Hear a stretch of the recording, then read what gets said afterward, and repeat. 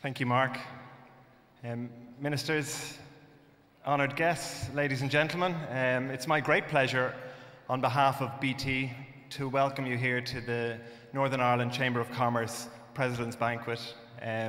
It's BT's 6th year sponsoring the Chamber, and we really are delighted not only to be supporting this event but also to be supporting the Chamber in their work throughout the year. I would like to take the opportunity to congratulate Mark, Anne and the whole Chamber team for what I think has been another stellar year. Mark has not only distinguished himself in the role of President of the Chamber, but he seems to be turning Northern Ireland into a hub for global bus design. So congratulations to you on that. And also Anne and your team. I think I speak for everyone when I say that we really do appreciate the passion and energy that you bring to fighting for Northern Ireland business day in, day out, and we really do appreciate that.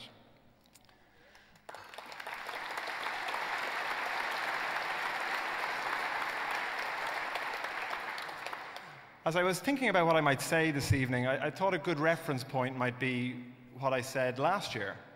And I was able to look it up on YouTube for those of you who might be interested in having a look at it later on. It did have 58 views, which I was quite pleasantly surprised with, until I found out that my mother had been looking at it every week through the last year, which made those numbers look slightly less impressive. But the thing that struck me most was how far we've moved on. Last year, I was talking about the great success that hosting the MTV Music Awards was, and how great it was that the city of Derry, Londonderry, had secured the honour of being the 2013 City of Culture.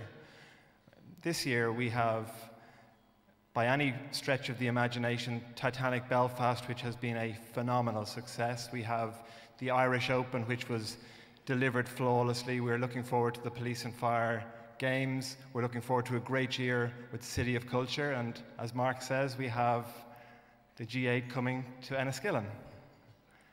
Incredible things for Northern Ireland. And when I think about our business, last year we were talking about the fact that we were rolling out the infrastructure to support fibre broadband. This year I can tell you that that rollout is complete.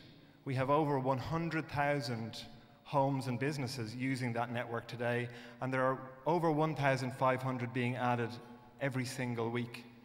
That puts Northern Ireland right at the top of the league, ahead of UK and the rest of Europe. A really great achievement. And Minister, it's not just because you're here, but I think great credit is due to you and your department for the vision that you have shown in making those investments possible, and a vision that inspired BT to invest tens of millions of pounds at a time when we were in the deepest recession here in Northern Ireland. And there are more investments to come. And again, Peter, it's not just because we're in your house, but the work that the Belfast City Council have done to secure funding for the super connected cities, it may not have been obvious to everybody, but the level of funding that the proposal from Belfast achieved versus all the other cities was an order of magnitude greater on a per capita basis, and I think great credit to you, and that's going to deliver new capabilities to Belfast that will be very exciting over the next 12 to 18 months.